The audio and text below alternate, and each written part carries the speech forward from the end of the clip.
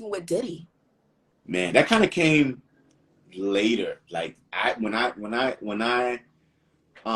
connected with BadBoy, I had already produced for 50 artists, so I had developed a name and a brand and a resume for myself.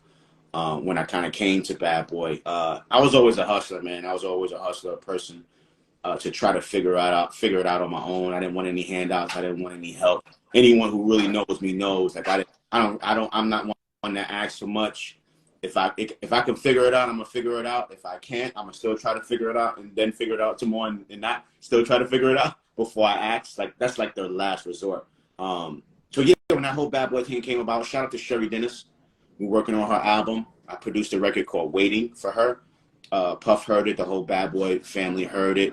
Felt it was a really unique record, based off of the other records that that were on her album that the other Hitmen did.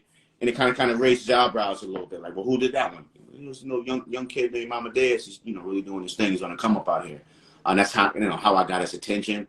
Prior to that, I was always around Daddy's house, which is the studio where all of the hits were made. So I was kind of in and out, whether playing musical beats for the A&Rs or the artists. D-Dot, legendary producer Derek D-Dot Angeletti, is actually my son's godfather, so he's one of my mentors. Buck Wild, legendary Hitman producer, one of my mentors. Buck Wild produced Biggie's Story Gotta Tell. I Got a Story to Tell. He produced Faith Evans' I Love You. He produced Black Rob's Whoa.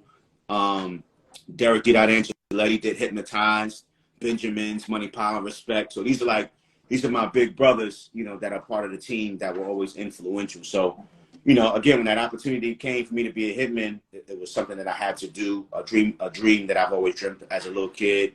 And people will be like, they used to ask me, why would you do that if you already had a name for yourself, right? And I would compare it to, the Chicago Bulls. And I would be like, imagine having a chance to play on the winning team. Imagine having a chance, to play for Phil Jackson. Phil Jackson is Puff Daddy. That's the coach. You know what I'm saying? Biggie, rest in peace. Biggie is Michael Jordan. You know what I mean? Mace is Scottie Pippen. So it's like, Amadeus, now we want you to play on the Chicago Bulls, the BadBoy. Why wouldn't I want to do that? So that's kind of how, I looked at things, and it was definitely a life-changing moment. And once a BadBoy Hitman, always a BadBoy Hitman. You heard? You heard. You heard. But I also heard, his work ethic was quite up there. So did he have you chasing, what was it, cheesecakes across the bridge and stuff? Nah, none of that. I witnessed some of the things because, when I became a part of BadBoy, was Danny Decane, Day 26 era, making the band era. So, I know what's up. But nah, I already had a name. I already had been established as a producer, so I didn't have to work for no cheesecake and nothing like that. I came in and earned his respect out the gate. You know what I mean? So, but shout out to the band, man. Shout out to the band.